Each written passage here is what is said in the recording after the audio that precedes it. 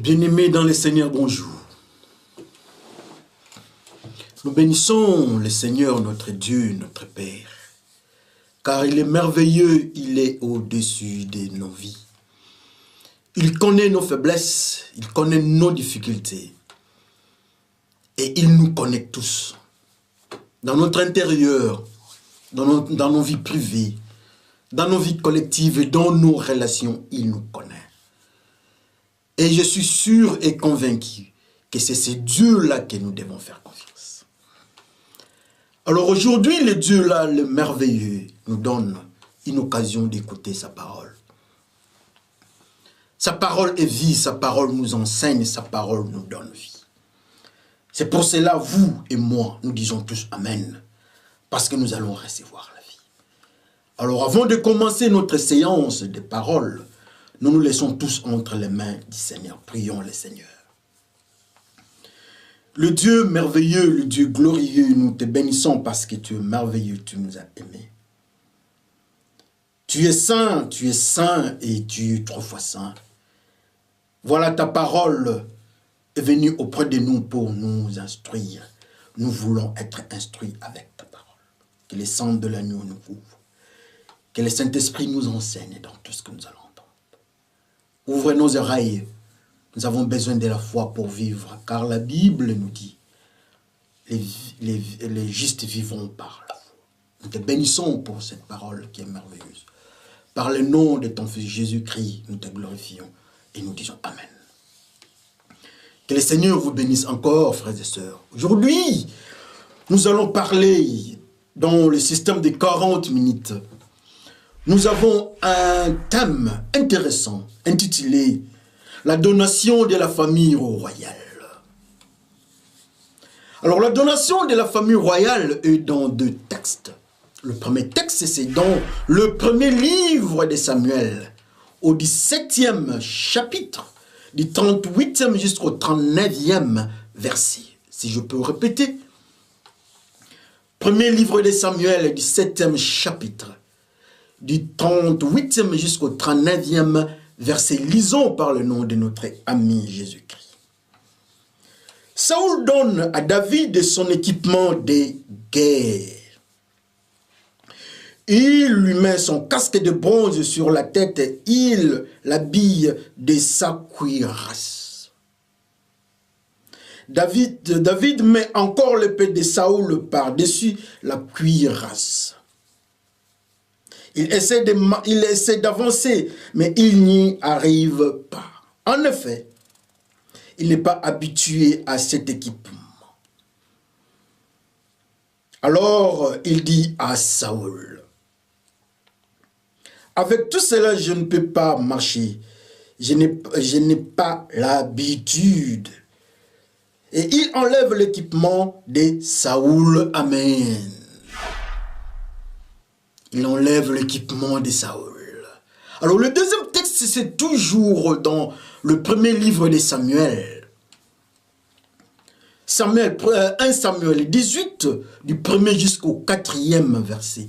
Lisons par le nom de notre ami Jésus-Christ. David a fini de parler à Saoul. Jonathan, le fils de Saoul, s'attache à David de tout son cœur et il se met à l'aimer comme lui-même.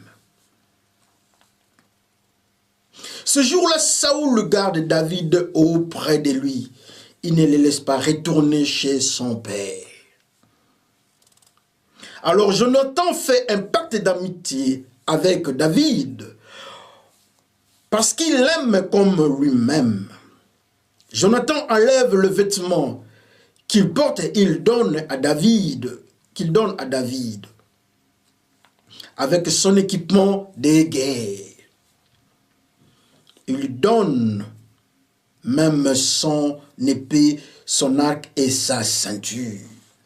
Il lui donne son épée, son arc et sa ceinture. C'est Jonathan qui donne à David. Amen. Comme intitulé, la donation de la famille royale. Ouh là là. Le père, c'est un roi, il donne. Le fils, le prince, il donne. tous donnent à David. C'est intéressant, alléluia. Voilà, nous avons dit que nous avons deux textes. Nous n'avons pas beaucoup de textes aujourd'hui. Alors, notre premier texte qui nous parle de David et de Saül. David se retrouve au devant de Saül. Il parle. David convainc Saül qu'il va frapper Goliath.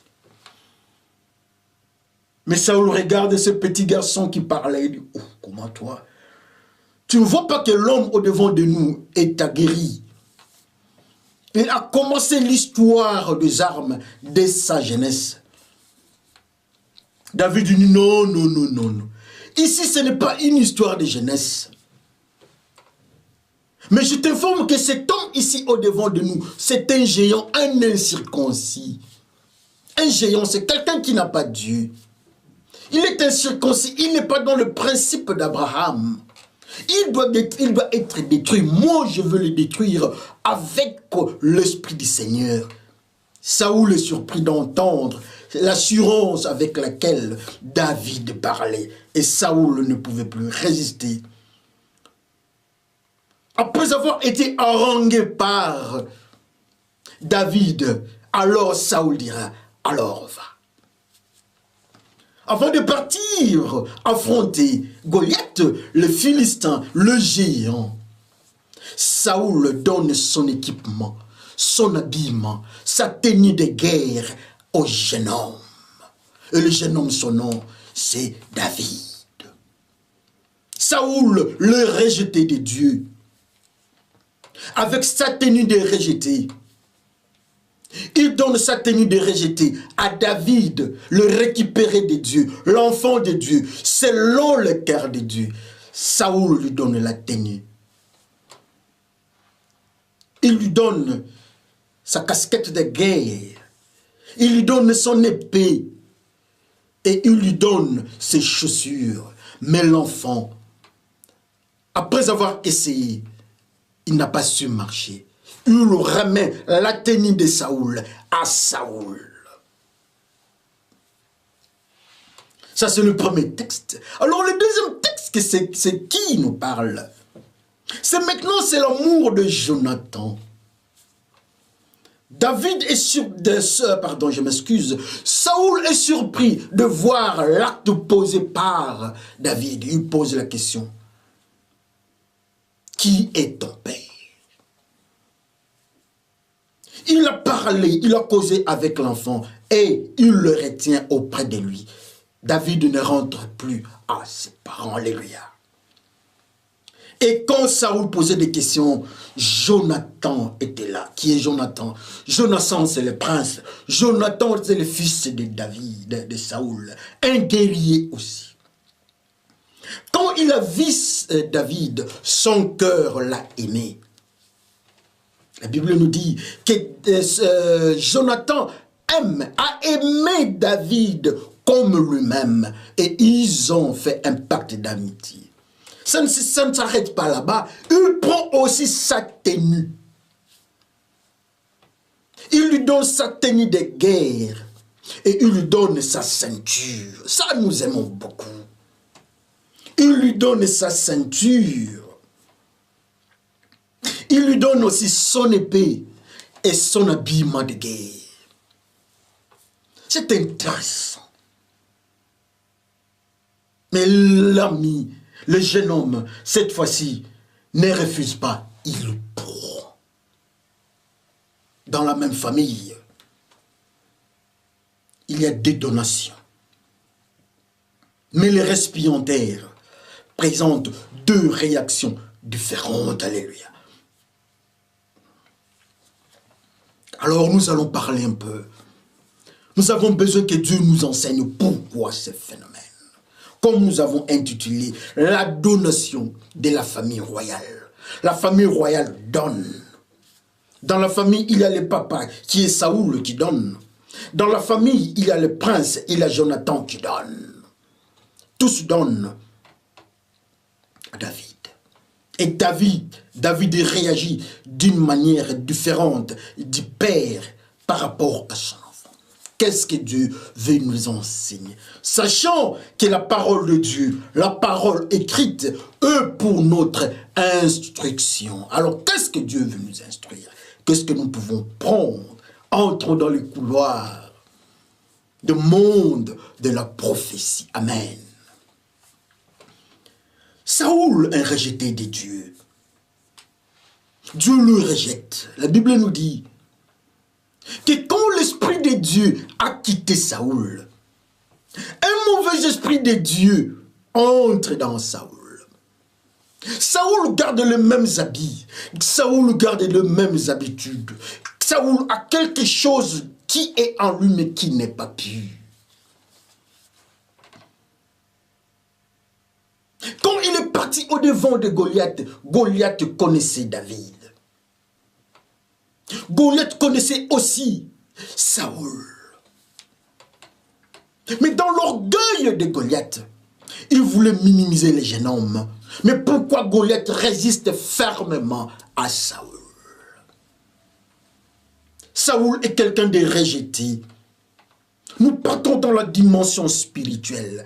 Le mystère Goliath et le mystère Saoul. Saoul sait très bien que Goliath est un géant. Goliath sait très bien que Saoul est rejeté. Comme il est rejeté, il est impur. Comme il est impur, il est difficile, impossible à ce que quelqu'un d'impur puisse chasser un géant. Un géant, c'est un démon. Un géant, c'est un esprit impur incarné en humain. Voilà maintenant l'impur. Le démon sait très bien que non, Saoul ne peut pas le bousculer. Et il a résisté, c'est vrai, pendant 40 jours. Il parle avec arrogance. L'arrogance ne vient pas de Dieu. L'arrogance, c'est dans Goliath. L'esprit qui est dans Goliath, c'est l'arrogance, c'est les démons. Il parle. Si vous voulez voir encore le mystère de l'arrogance, allons dans les livres des révélations, là où on parle de la femme qui incarne l'impureté. Elle parle avec arrogance, cette femme-là. Et voilà aussi Goliath parle avec arrogance. C'est parce qu'elle a l'esprit de cette femme qui représente la méchanceté. Alléluia. La méchanceté au devant de David.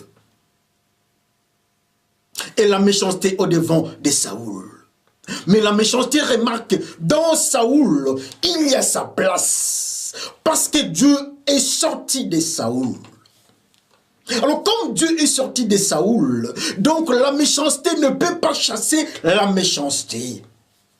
David est couvert par la méchanceté.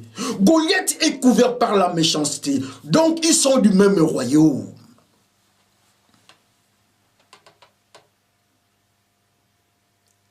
C'est intéressant, c'est malheureux de voir le roi. De voir le roi est connu par un autre démon. Comme étant un démoniaque. C'est très malheureux de voir aujourd'hui que nous sommes les enfants de Dieu. Quand nous venons au devant des démons, au devant du monde noir, on remarque seulement, le démon remarque, nous sommes de même côté. Comme Goliath remarque qu'ils sont partenaires avec David. Et David ne peut pas les chasser. Ils sont amis. Ils sont en partenariat. L'esprit qui était en Saoul savait très bien qu'il ne pouvait pas chasser Goliath. Mais maintenant, David est venu pour chasser Goliath. Comme c'est le diable qui était en David, en Saoul, cet esprit-là veut entrer dans David. Alors comment entrer dans David? C'est intéressant, la donation de la famille royale. L'esprit veut quitter Saoul pour aller dans David. Alors dès que David accepte, dès que l'esprit entre en lui, dans le mystère spirituel, David ne saura pas chasser Goliath. Alors, comment ce transfert doit se faire? Saoul, un géant, un roi géant. La Bible nous dit que Saoul était le géant parmi les Israélites. Mais comment, pour quel intérêt Saoul doit donner son équipement de guerre à ces jeunes hommes-là? Sachant qu'il était jeune, petit, mais comment est-ce qu'il a donné son équipement de guerre? Alléluia. Et il savait très bien qu'il était rejeté par Dieu. En donnant cet équipement, il voulait faire un transfert de son esprit impur qui venait de lui vers David. David prend la daignée. La Bible nous dit qu'il a donné son casque. Il donne à David. Parlons un peu du casque de Saoul. Qu'est-ce qu'un casque? Dans la Bible, on nous dit, dans les armes spirituelles, je crois, dans Philippiens, on nous dit, Éphésiens, pardon, je m'excuse, on nous dit que nous devons avoir pour casque les saluts. Et le salut n'est autre que Jésus-Christ, vous et moi, nous les avons. Or, lui, Saoul, était un mauvais berger. Lui, Saoul, avait présenté un sacrifice, pas de bon goût, pas de bonne odeur, mais de mauvaise odeur au devant de Dieu. Dieu a repoussé. Ce qui signifierait que Saoul n'avait plus Jésus-Christ. Même ce qu'il avait comme casque n'était plus un casque qui représentait le salut comme arme de guerre spirituelle. Alléluia. Il prend ce casque-là, il donne au jeune homme. Ou encore, il donne quelque chose qui n'est pas Jésus-Christ. Il prend ça pour faire un transfert. Au lieu que ça soit le salut, il lui donne autre chose que le salut. Oh, le transfert des démons. Le transfert des mauvais esprits. De David, de Saoul vers David. Sachant qu'il était petit. Et David dit à Saoul que c'est l'Éternel qui me protège. Celui qui m'a protégé. Face au lion, face au fauve. Face au faux lion, j'étais protégé. Mais il prend toujours son mystère de casque, il donne au jeune homme pour faire un transfert, une donation impure. Il donne au jeune homme. Il prend son épée, il donne au jeune homme. Qu'est-ce que l'épée? Dans la Bible, toujours dans les armures spirituelles, on nous parle d'épée. Nous devons avoir pour épée la puissance de la parole de Dieu. Alléluia. Mais quand nous regardons Saoul dans son mystère, le mystère de Saoul, Saoul n'avait pas la puissance de la parole de Dieu, parce que cette puissance l'avait quitté. Saoul n'avait pas la puissance de Dieu. Il était parti chercher la nécromancienne.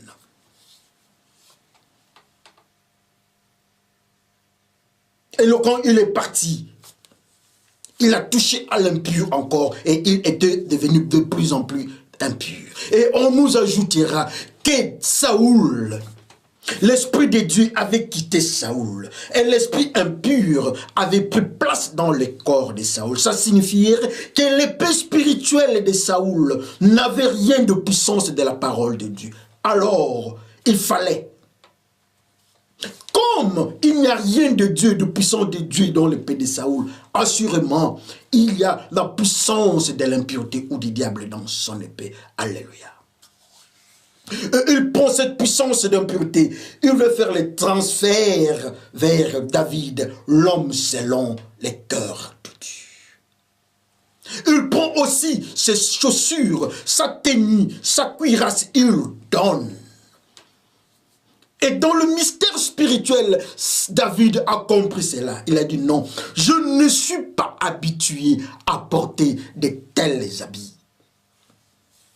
Je ne suis pas habitué. Ce n'est pas dans mes habitudes d'avoir de telles tenues, d'être en casque de cette forme. Moi, j'ai des armures spirituelles. J'ai comme casque le salut. Mais toi, ce que tu me donnes, ce qui est en toi, ce n'est pas le salut. Tu n'as plus Jésus-Christ. Je ne prends pas ce mystère des casques. Le peu que tu me donnes, je ne prends pas parce qu'il faut avoir la puissance de la parole. Et moi, j'ai cette puissance de la parole. Mais toi, Dieu t'a quitté. Alors, comment est-ce que tu me donnes cette puissance? Cette puissance ne vient pas de Dieu. Cette paix ne vient pas de Dieu. Je ne prends pas ça. Je ne suis pas habitué à prendre de tels types de paix. Alors, nous autres, David, selon le cœur de Dieu. Il connaît ce qui est de Dieu et il connaît ce qui n'est pas de Dieu. Il regarde son mystère de casque et dit non, non, non, ce type de casque ne vient pas de Dieu. Il n'y a rien de salut. Mais quand on regarde les casques de Saoul, on dit que non, c'est le serviteur de Dieu, c'est le roi, c'est l'enfant de Dieu. Mais quand David regarde, rempli de la puissance de Dieu, il dit, il n'y a rien de Dieu ici, alléluia, quel malheur. Le roi fait une donation, mais une donation impure. David dit non, je ne prends pas. Je ne suis pas habitué. Mais alors nous sommes habitués à prendre quoi? Nous sommes habitués à être avec qui? Est-ce que nous sommes capables de faire la différence entre ce qui est de Dieu et ce qui n'est pas de Dieu? Est-ce que nous pouvons faire la différence entre ce qui est dans la vie et ce qui est dans la mort? L'impur et le pur. La vie et la mort. Les ténèbres et la lumière. David fait la différence. Et il résiste à tout ce qui est impur. Il résiste à tout ce qui est ténèbres. Il résiste à tout ce qui est malheur. Malgré sa provenance. Ça vient du roi. Le roi du monde. Le roi dans la démocratie. Le roi selon le cœur des humains. Sachant bien que le cœur de l'homme est mauvais. Dans la base de la royauté de Saoul était mauvaise parce que ça comme sous-bassement le cœur de l'homme. Oh, le cœur de l'homme est mauvais. Avec le mystère des casquettes du cœur de l'homme, il y a toujours le mal. Alors nous autres, nous avons quel type de cœur? Quel est notre sous-bassement? Pour le roi Saoul, c'est le cœur de l'homme qui est mauvais. Mais pour David, c'est le mystère de la crainte de Dieu. Alors nous qui sommes le troisième. Le transfert de pouvoir échoue. Il veut transférer son pouvoir satanico-démoniaque. David résiste. Il lui donne son épée, David résiste. Mais alors nous, quand on nous donne les films pornographiques dans des messages, est-ce que nous prenons, ou bien nous recevons ça? Oh, les frères, qu'on se regarde, on est frère David, ou bien on est frère Saoul, alléluia. Oh, le frère Saoul est en train de faire son transfert des données. Il envoie ses données, mais ça bloque, le transfert bloque. Le transfert électronique bloque, ça doit rentrer vers Saoul. On vient avec les femmes d'autrui, ça bloque comme Joseph au devant de la femme de Potiphar. Elle se déshabille, mais les transferts sexuels, ça bloque. Malgré les prix à payer, le transfert sexuel, ça bloque. Le pasteur au devant de la femme d'autrui, la femme qui est au devant du pasteur, mal habillée, qui ouvre ses cuisses pour que le pasteur soit tenté. Est-ce qu'on est le pasteur Saoul ou bien on est le pasteur David? Si vous êtes le pasteur David, donc vous résistez à cette sœur. Si vous êtes une sœur David, vous devez résister aux pasteurs malveillants dans l'église de Dieu, les infiltrés, et on les appelle le pasteur Saoul. Ils transfèrent le mal dans l'église. Ce sont ces pasteurs-là, leur femme, quand il n'est pas là, c'est sa femme qui prend la place. C'est son enfant qui prend la place. Ils sont dans le principe de Saoul. Mais David dit, non, non, ce n'est pas une histoire des Israélites ici. Mais moi, je suis protégé par Dieu. Je dépends de Dieu. Et il refuse les transferts. Les transferts se coupent. Il n'est pas habitué à de tels types d'habillement. Alors vous autres, nous voyons des sœurs qui viennent à l'église. Les sœurs même qui se marient avec des robes ici. dans l'église de Dieu. Vous venez que Dieu vous bénisse. Que Dieu bénisse votre mariage. Avec cette tenue, vous montrez la zone intime de la femme. Dieu s'étonne dans ce type de mariage et il ne bénit pas ça. Alors qui bénit? Comme Dieu ne bénit pas ça, alors c'est David, c'est Saoul qui va faire son transfert. Le pouvoir satanico-démoniaque va couvrir ce type de mariage. Quel malheur. Mais les sœurs qui sont avec David, elles s'habillent bien le jour de la célébration de leur mariage. Elle est couverte. Alors quand Dieu vient, il voit que non c'est vrai. Elle respecte mes commandements et Dieu bénit. C'est la sœur qu'on appelle la sœur David. Oh, la sœur David. Il y a combien de sœurs David encore dans nos églises? Il y a combien de pasteurs David dans nos églises? Combien d'évangélistes David qui peuvent résister à la donation de la famille royale? La famille royale, ce sont le roi du monde qui viennent avec le vol, on nous donne l'argent. Une sœur qui se prostitue vient avec son argent de prostitution. Est-ce que nous devons prendre? J'ai peur. C'est la question qu'on nous pose. Si nous prenons, alors nous sommes à côté. Nous sommes du côté de Saoul. Mais alors nous sommes de quel côté? Saoul rejette la donation du roi. Shadrach, Meshach, Abednego et Daniel refusent la nourriture du roi. Ils disent que la nourriture, la table du roi est essuyée.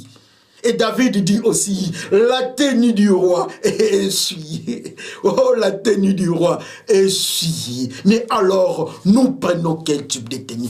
Qui est notre maître qui nous donne, qui nous habille?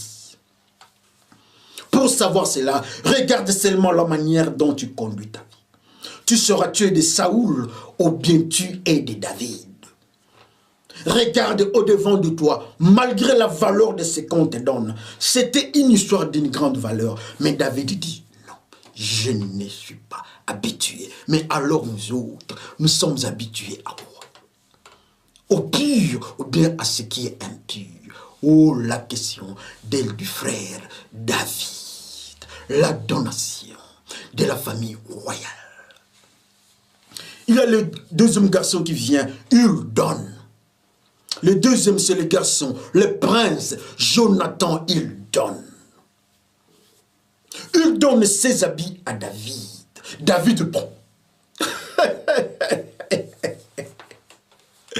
Il donne sa ceinture à David. David prend. C'est celui à David. David prend. Son épée à David. David prend.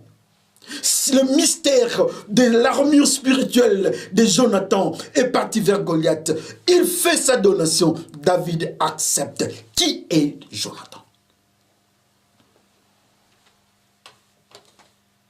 La Bible nous dit que quand Jonathan a vu David, il a fait une amitié, un pacte d'amitié. Oh, David est à l'image de Dieu. Oh, David est à l'image de Jésus-Christ, le bon berger. Je m'excuse. Il prend ce que l'autre, il a aimé Jésus-Christ. Jonathan aime Jésus-Christ. Automatiquement, les habits de Jonathan deviennent purs. C'est Jésus qui donne à Jonathan ses habits. Et les habits de Jonathan sont lavés par le sang de l'agneau. Alors quand ces habits-là doivent faire un transfert royal de Jonathan vers David, automatiquement ce sont les habits de pureté. Et David, l'homme selon le cœur de Dieu, il l'accepte. La ceinture de Jonathan était une ceinture de vérité. La preuve. C'est Jonathan qui protège David. C'est Jonathan qui dit à son père, mais pourquoi tu es contre cet homme? Il n'a rien de mal contre toi, Saoul, mon père. Mais pourquoi tu es contre lui? C'est Jonathan qui dit la vérité à David. Il dit, quitte ici, mon père veut te tuer. La vérité, vous connaîtrez la vérité vous affranchira. Il prend la ceinture, il donne à David. Qu'est-ce qu'une ceinture dans le mystère de l'armure spirituelle? Dans Éphésiens, on nous dit, ayez pour ceinture la vérité. Oui, Jonathan avait la vérité. Et la vérité, Jésus-Christ dit que lui, il est la vérité. Ça signifie que Jonathan prend la vérité. Jonathan avait la vérité. Il donne à David. David accepte. Alors toi, qu'est-ce qu'on te donne que tu acceptes? Qui t'a donné quoi? Quand tu rentres du boulot, tu pars à côté de ta femme. Quand tu regardes ta femme, est-ce que tu as la vérité en toi? Souviens-toi de ce qui s'est passé au bureau. Souviens-toi de ce qui s'est passé à l'hôtel. Quand tu es au-devant de comptables d'État, est-ce que tu es dans la vérité au-devant de l'argent public? Souviens-toi des chèques que tu as signés. Quand tu es au-devant des civils, est-ce que tu es dans la vérité? Souviens-toi des femmes que tu as violées. Toi soldat, toi policier. Quand tu es au-devant des civils, toi un soldat armé, souviens-toi des vols à main armée que tu as fait. Est-ce que tu es dans la vérité?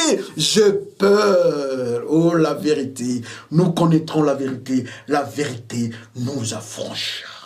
Le transfert des données de Jonathan vers Saoul arrive à son objectif. Saoul accepte la tenue de Jonathan. Dans une même famille, deux phénomènes d'effets vestimentaires.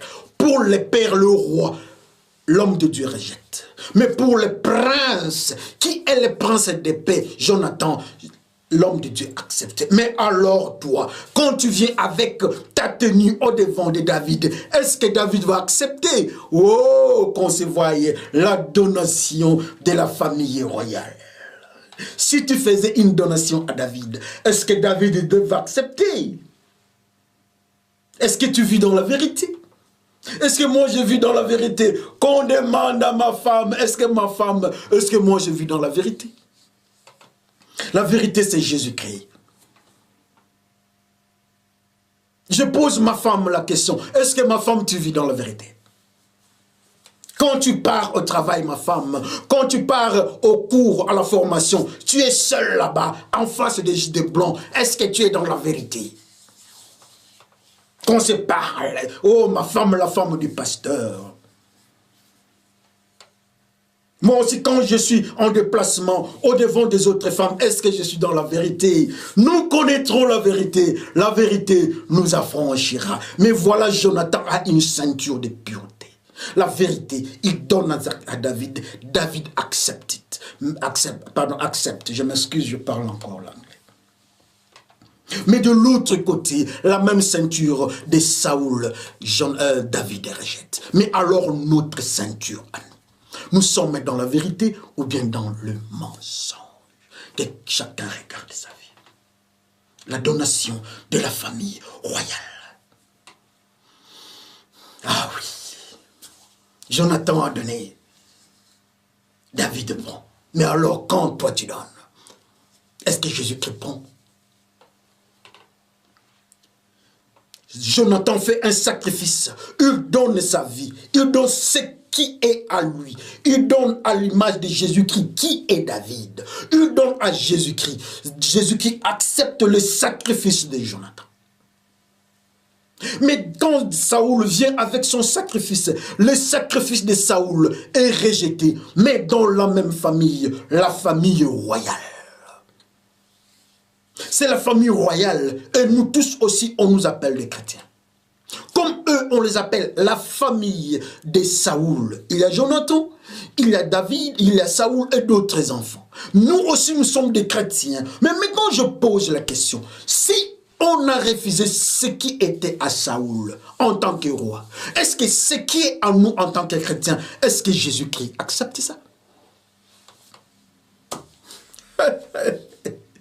Nous chantons Alléluia, Alléluia. Et quand cette chanson arrive à Jésus-Christ, au devant de Jésus-Christ, ça a la forme des sacrifices de Saoul qui était rejeté, ou bien la forme des sacrifices de Jonathan qui est accepté. Oh, la donation rejetée de Saoul. Nous chantons, nous glorifions Dieu. Mais est-ce que Dieu accepte ça comme sacrifice de bonne odeur? Oh, j'ai peur. Dans les églises, nous chantons. Dans les églises, nous parlons. Dans les églises, nous prions. Nous gênons. Mais quand Dieu vient, il ne s'étonne pas. Quand Jonathan a vu David, l'homme selon les cœurs de Dieu, à l'image de Dieu, Jonathan, la Bible nous dit que Jonathan a aimé David comme lui-même. Mais quand tu es en face de David qui est à l'image de Jésus-Christ, est-ce que tu l'aimes? Est-ce que tu aimes Jésus-Christ? Quand tu viens avec ta vie au devant de Jésus-Christ, ta robe spirituelle au devant de Jésus-Christ, est-ce que Jésus-Christ accepte cette robe? Oh, la robe! Dans la fête, la salle des fêtes, tout le monde entre, mais une personne est chassée. On lui pose la question, comment tu peux entrer? Comment peux-tu entrer dans la salle des fêtes avec cette tenue? Cette tenue-là, ça s'appelle la tenue de Saoul. Le diable prend l'homme de Dieu, le diable prend Yoshua au devant de Dieu. Il le tire. Regarde la tenue de Yoshua. Dieu regarde, c'est la tenue de Yoshua, c'est la tenue de Saoul sur Yoshua. Dieu fait comme les prophètes ont toujours l'habitude de faire. Dieu s'étonne. L'enfant qui revient vers son père, l'enfant prodigue, il vient au devant de son père. Le père voit l'enfant, mais la première des choses, il faut changer de tenue. L'enfant qui mangeait la nouvelée, qui était dans le mystère des porcs. Le porc est une nourriture impure. L'enfant l'a habité là-bas. Il était lui-même impur. Et quand il est venu au devant du père, le père dit, je t'aime, mais la tenue. Cette tenue est impure. C'est la tenue Saoul. Ça ne vient pas chez moi. Bartimée l'aveugle. Quand Jésus-Christ dit à Bartimée, Bartimée vient. La première des choses, Bartimée enlève son manteau d'aveugle, d'impur, le jette. Oh, Bartimée avait compris que cette tenue-là, la tenue de Saoul au devant de Jésus-Christ, cette tenue-là n'a pas de place. Oh, la tenue de Bartimée est rejetée. Dans le livre de Révélation, on nous dit que de l'autre côté, il y a le sang de Jésus-Christ qui lave la robe, qui blanchit. Nous avons des robes blanchies par le sang de l'agneau.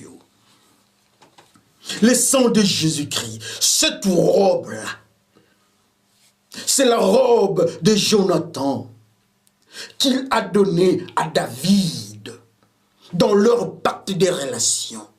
C'est la robe que le papa a donnée à l'enfant qui est rentré vers lui dans sa maison. C'est la robe que Dieu a ordonné à ce qu'on donne à Yoshua. Mais alors toi, tu as quelle robe?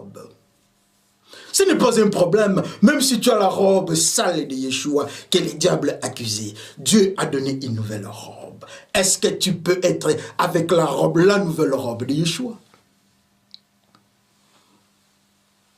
La Bible nous dit que la robe de Joseph était une robe différente de ses frères.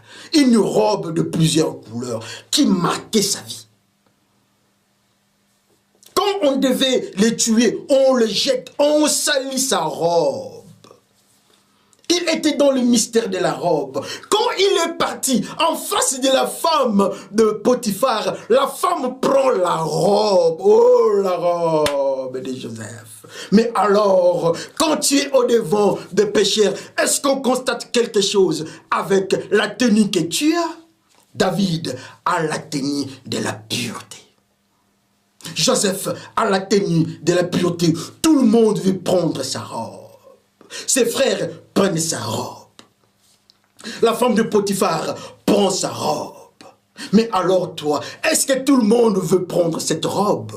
J'ai peur que ce soit une robe qui n'est pas lavée par le sang de l'agneau. Alors quand tu viens avec au devant de Jésus-Christ, Jésus-Christ dit non. Un sacrifice de mauvaise odeur. Que chacun regarde sa vie. La donation de la famille royale. Le roi vient avec. Mais nous devons sélectionner. Cet enfant-là, Jonathan, a mangé quelque chose. Son père Saoul dit. Il dit quelque chose, tout le monde doit rester en état de jeûne. Comme conséquence, un jeûne compliqué encore spirituellement, on n'a pas le temps d'en parler aujourd'hui, tout le monde affaibli. Mais Jonathan qui casse ce que son père avait dit, il prend un mystère qu'on appelle le miel. Le miel, c'est la parole de Dieu. Quand il a pris le miel, ses yeux se sont ouverts et il a frappé les Philistins. Il mange le miel. Il mange la parole de Dieu. Il a la tenue de la vérité. Il a la tenue de la pureté. Quand il vient en Jésus-Christ, incarné par David, et David accepte sa robe. Mais alors nous mangeons quoi? Jonathan mange la parole de Dieu. L'homme ne vivra pas seulement de pain, mais aussi de la parole de Dieu. Mais toi, tu vis de quoi? Que le Seigneur bénisse son peuple. Mais qu'on se souvienne, la donation de la famille royale, il faut sélectionner. Mais pour nous, nous disons une chose, que chercher ce qui vient du côté de la pureté. Laissons-nous dans la prière. Père de gloire, Père de bonheur, nous te bénissons parce que tu es notre Père. Nous sommes du côté de Saoul, avec sa tenue du mensonge, la tenue de la saleté, rejetée. Seigneur, pardonne. Mais comme nous avons appris aujourd'hui, nous devons être à côté de Jonathan. Et Jonathan, sa vie est un sacrifice de bonne odeur. Et Jésus-Christ qui est dans David a accepté la donation, son sacrifice. Que notre vie aussi soit un sacrifice de bonne odeur. Pour ceux qui ont entendu, Seigneur, que tu parles dans nos cœurs et que tu parles aussi dans mon cœur. Par le nom de Jésus-Christ, je te glorifie, Père. Je te dis Amen. Que le Seigneur vous bénisse tous. À la prochaine. Merci.